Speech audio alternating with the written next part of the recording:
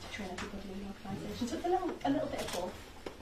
Nicola, what training and what techniques and coping mechanisms do you find sort of help the team the most deal with some of the trickiest situations? I mean, honestly, I think it's this board kind of so that we have a huge focus on self-care, and I think often in some organisations that word gets thrown around a lot, but we really, really do foster it here. I used to do Sophie's job, and before that I was a practitioner, and the focus has always been, you know, you have to look after yourself to help other people. So we talk about self-care menus, you know, so I know, for example, Sophie loves take away that work from you, but it can cheer you up a little bit. You can spot her chocolate orange. Exactly. Give it away. So we can support each other and support ourselves. But we do these activities with children and young people as well. Self-care menus, self-care first aid kits, things like that. So we practice what we preach, basically, don't we? Yeah, it's quite important, isn't it? And we train that to professionals, and they go, I never thought of that. In order to be good at what they do. The kindest people that I've ever met, really. I'm always trying to get practitioners to come and deliver some training as well as part of their role. Families, they're then able to kind of transfer that skill and to speak to professionals about that as well. And what's your take on whether it does, having lived through a bereavement, does that make you a better practitioner? Does that inform it? Is it not necessary? Like, I never asked this question to you guys, and it just came out a bit in the meeting. What's your take on that? I think it does inform it, but the work that we do is very person-centred, so it would never be, well, when I experienced it, this is what I did, because everybody's different. In particular, and it might be that we say, oh, I'm going to struggle to deliver this training, or I'm really going to struggle to support this family because it's too close to home, and that's okay, and that's where the supportive team comes in. Yeah. And Lynn, Alison and Nicola, your experiences of looking after families and things like that, what do you bring that is particularly Nicola, Alison or Lynn to the...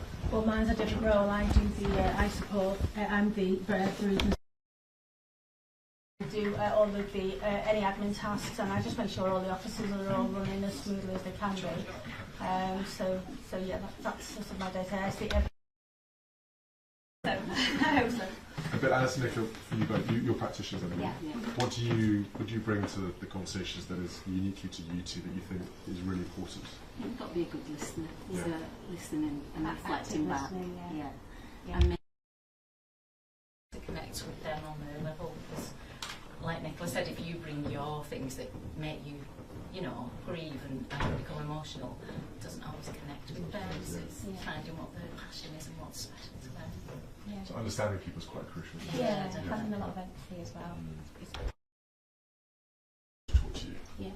How do you start those initial conversations so that they trust you, that they feel safe to talk about it, that they feel it's okay to open up with it? Is it just time with them?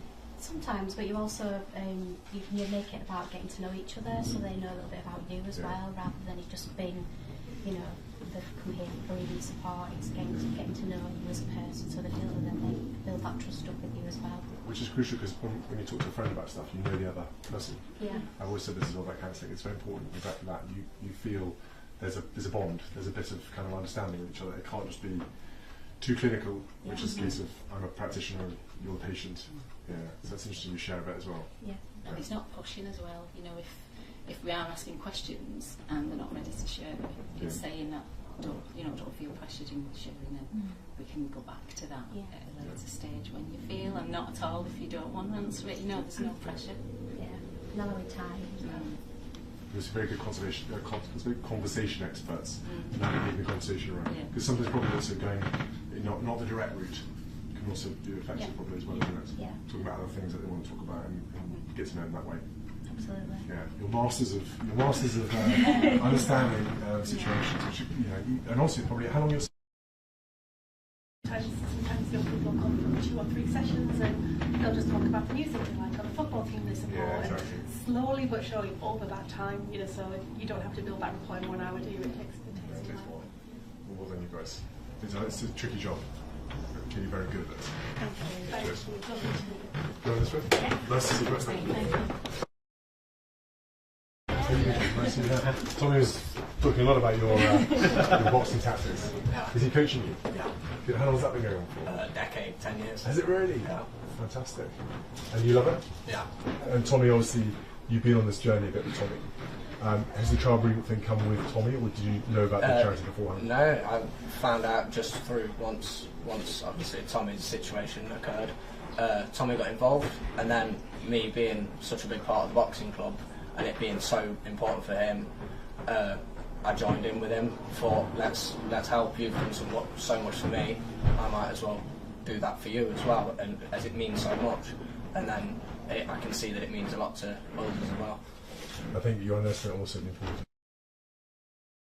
It's giving them real meaning to kind of keep going. Not to put that pressure on you, but just to reassure you that you're playing an important part. I was trying to keep up. I was like, okay, Tommy, here we go. You like a bit of boxing as well, Dan? No, as in like, don't mind throwing a few punches around at a boxing, but not at your level, Katie. No. It's exhausting as well. I mean, after like half an hour, panning away, your arms are actually dead. So I leave it to young boys like you, Katie. Seb, hello, nice to meet you. Nice to meet you. Finance. So yeah, fundraising, part of the fundraising team. So Steve's been volunteering now for about 11 years, and over that time. Years, yeah. Do you want to talk about what you do, Beryl? I'm in the family unit, and that's where the families come together with the little ones. I played the little ones because I'm a child. And it's a wonderful programme because the children do an activity and the adults do the same, and then they meet together, and when they go out, they've got something to talk about. Instead of how do I bring this conversation up, but because we've done things together, then they've got something to talk about and something to keep. They always have something to keep, a memory of their feelings. Yeah, we shall do. I can't believe we'll be 30 years old. It's 30, isn't it? Yeah. I'm 30 last year, and we're 10. We're 11 this year. We're 31 as a charity this year. 31 years old, and this service in the north is 11 this year. 11 years, yeah. It's flown by, really. And most people you speak to say we wish we existed when we were young. Particularly some of the older people, because there wasn't in Widnes and this area in the northwest. The service didn't exist 12 years ago, and now it's the busiest, isn't it, in the northwest? It's the busiest service. It's just how the demand is out there. That's the thing.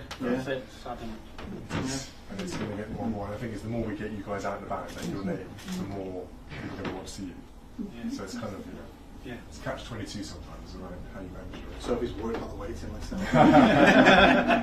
We like publicity, but not too much. That's the problem, is that you're just a mess. You're such an enormous part of communities now, families.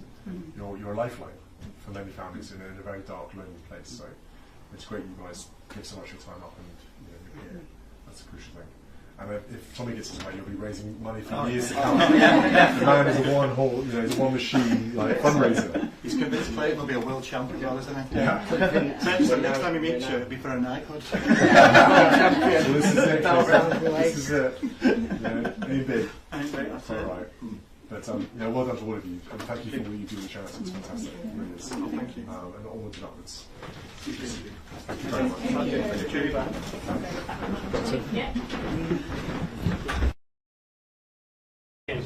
much. Before you leave, I really wanted to share this with you. So this is our Before I Die walk. It's a global project that we found out about and we were really keen to replicate it. So quite funny. Kill all fortnight bosses. Luke is definitely like win the fortnight cash cup. Very important fortnight ones on there.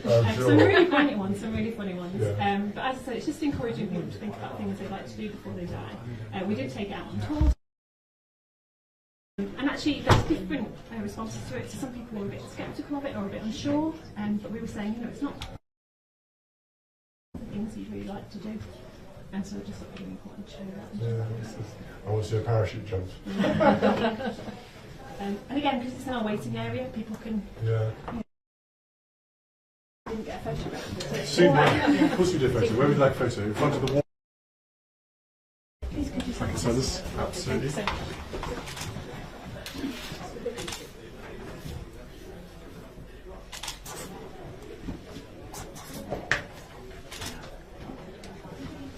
Very good. Thank you so much. No, lovely to see you all, and obviously you're doing such a terrific job, and we'll talk about how we expand to Wales at some point. There's a few more donors we can bring in and make it possible. So, love the coverage side of it. We need to get to Wales as well. So. But please thank everyone for all the time, and Tommy as well. It's great. So, look after Tommy. Thank you. Thank you. Bye-bye. Bye. Do you think we could maybe get a photo of the guests? I would have thought so.